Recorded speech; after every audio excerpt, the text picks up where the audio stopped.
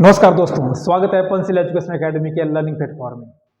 आज जो हिमाचल प्रदेश में विवाद का कारण बना है वो एक होटल बना हो, जिसका नाम है वाइल्ड फ्लावर होटल।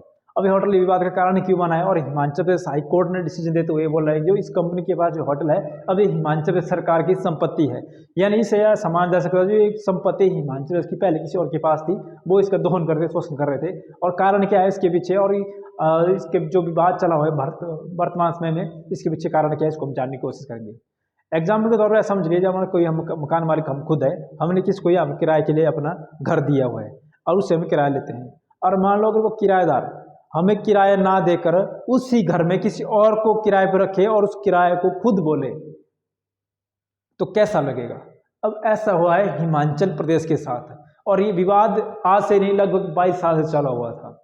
यानी कि हिमाचल प्रदेश का खुद का केस 22 साल से हाई कोर्ट में लगा हुआ था, जिसकी कि हाल ही में 5 जनवरी 2024 को इसकी सुनवाई हुई और जो कि हिमाचल प्रदेश सरकार के पक्ष में इसका फैसला आया है। तो देखते हैं होटल क्या है और इतिहास की दृष्टि से इंपॉर्टेंट क्यों है और वर्तमान समय में चर्चा का विषय क्यों बना हुआ है। ये जो होटल बना हुआ है शिमला से लगभग 14-15 किलोमीटर दूर के आसपास स्थित है और बहुत ही बेहतरीन जो इसका जो प्लेस है, बहुत ही सुंदर जगह होटल का निर्माण किया गया है। अब इसकी इतिहास क्या है, जितना समझ लीजिए कि जो विश्व के टॉप 20 होटल है उनमें से इसका नाम आता है। यानी इतना प्रसिद्ध होटल है हिमाचल प्रदेश में। और इस होटल में राजनेता से लेकर अभिनेता तक बहुत सारे इसमें होटल में आ चुके हैं। यानी कि इसकी वैल्यू यहाँ से अंदाजा लगा सकते हैं आप, बहुत सारी पिक्चर की यहाँ पर शूटिंग तक हो चुकी है। अब इसके इतिहास को हम जानेंगे, इसके इतिहास कौन है, किसने इसका निर्माण कराया था। अब बात आती है जब हमारा देश क्या भी गुलामी था, बात आती है 1909 की। 1909 में हिमाचल प्रदेश में जो ब्रिटिश ईस्ट इंडिया कंपनी थी उसमें कमांडर इन चीफ के रूप में नियुक्ति की दी जाती है लॉर्ड किचनर को। जी हाँ, लॉर्ड किचनर को उस वक्त भारत में क्या था, ब्रिटिश ईस्ट इंडिया कंपनी के क्या थे, कमांडर इन चीफ बनकर आए थे। अब ये जो भी यहाँ आते तो अपने रहने के लिए की इमारत का निर्माण करने जा रहे होते, यही इस होटल का निर्माण कराते हैं। जब ये बनाते थे इनके लिए अपने ने खुद आवास बनाया था अपने लिए, ना कि किस प्रकार का होटल था। अब आवास बनाया गया, जिसको बनाने के लिए बहुत सारी इमारत लगनी थी, बहुत सारी लकड़ी लगनी थी, बहुत सारे कारीगर लगने थे, बहुत सारी इंफ्रास्ट्रक्चर लगना था। तो इसकी आपूर्ति करने के लिए ठीक इससे पहले 6 साल पहले यानी 1903 में भारत में लॉर्ड कर्जन वायसराय के रूप में आए हुए थे और उन्होंने हिमाचल प्रदेश में शिमला कालका रेलवे लाइन का निर्माण शुरू कर दिया था, जो कि 1906 में कंप्लीट हो गया था। जब रेल तक बन गई थी, पटरी तक बन गई थी, तो हिमाचल प्रदेश में जो यातायात के साधन थे बहुत ही आसानी से उपलब्ध हो जा रहे थे। इसके आधार पर इन्होंने इस शिमला में क्या बना दिया, एक इमारत यानी अपने रहने के लिए एक आवास बना दिया गया। जब ये बनाया गया तो उस वक्त ये बेहतरीन मजदूरों को यहाँ पर बुलाया गया और बुलाने के बाद इसमें जो जगह चुनी गई वो हिमाचल प्रदेश की सबसे ऊंची चोटी में बना दी गई। हालांकि शिमला की सबसे ऊंची चोटी चांसल है, लेकिन खूबसूरती के आधार पर यह इसके होटल का निर्माण करा दिया गया और कराया किसने, लॉर्ड किचनर द्वारा कराया गया था इसका। और जब इसको बनाया गया तो लकड़ी के बेहतरीन कारीगरों के द्वारा इसका निर्माण करा दिया गया और लकड़ी की निकासी होटल जो इमारत थी उसमें की गई और बहुत ही सुंदर रूप से इसकी निकासी की गई। अब बात क्या आती है, जब ये हमारा देश आज़ाद हो जाता है 1947 में, उसके बाद ये जो इमारत है वो भारत सरकार के अधीन आ जाती है। लेकिन 25 जनवरी 1971 को हिमाचल प्रदेश का नए राज्य के रूप में निर्माण होता है। ये जो संपदा है ये फिर से जाते हैं हिमाचल प्रदेश सरकार के पास और हिमाचल प्रदेश सरकार ही 1971 से लेकर 1993 तक इसकी जिम्मेदारी बखूबी ढंग से निभा रही थी। अब बात आती है 1993 से क्या होता है कि इसमें घटना घट जाती है, बहुत ही दुखद घटना क्या घटती है, इस इमारत में लग जाती है आग। और आग लग जाने का कारण क्या होता है, इसमें जो बहुमूल्य इमारती लकड़ी थी उससे वो क्या कहती है, आग के कारण पूरी जल कर क्या होती है, समाप्त हो जाती है। अब इतनी बड़ी इमारत और जो कि इतने बड़ी इसकी इतिहास था, लॉर्ड किचनर द्वारा इसका निर्माण करा दिया गया था। इसी दृष्टि से इसको निर्माण करने के लिए हिमाचल प्रदेश सरकार फिर से इसको पुनः स्थापित करने की प्रयास करती है।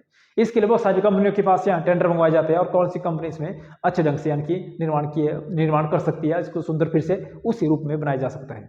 इसके लिए कंपनी आती है ओबराय ग्रुप्स के द्वारा कंपनी आती है भारत में, उसका नाम ये होता है ईस्ट इंडिया होटल कंपनी। वर्तमान समय होटल बहुत बड़ी है, बहुत बड़ा इसमें भारत में प्रसिद्ध होटल बनाए हुए इस कंपनी द्वारा।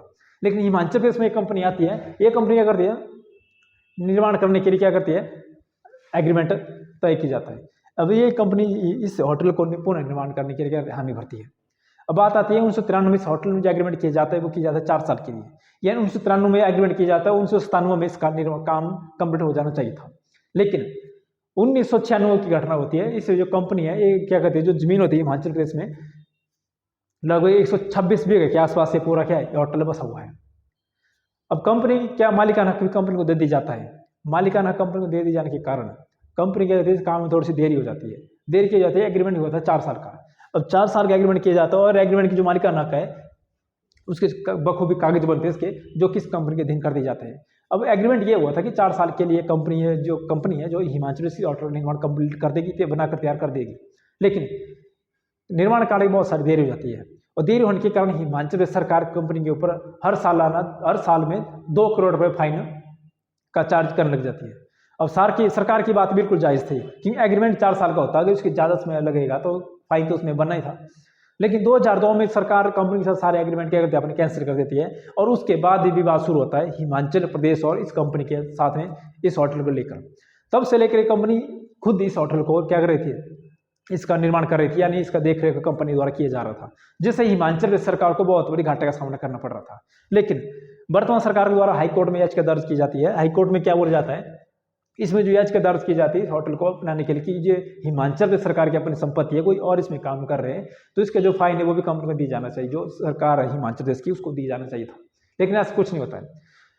5 जनवरी 2024 को एक फैसला आता है हाईकोर्ट से कि जो सरकार के द्वारा जो याचिका दर्ज की गई है बिल्कुल सही है और कंपनी जो ओबरॉय कंपनी है, ग्रुप है, उसको जो मालिकाना हक है वो हिमाचल सरकार को सौंप जाने के लिए कहा जाता है।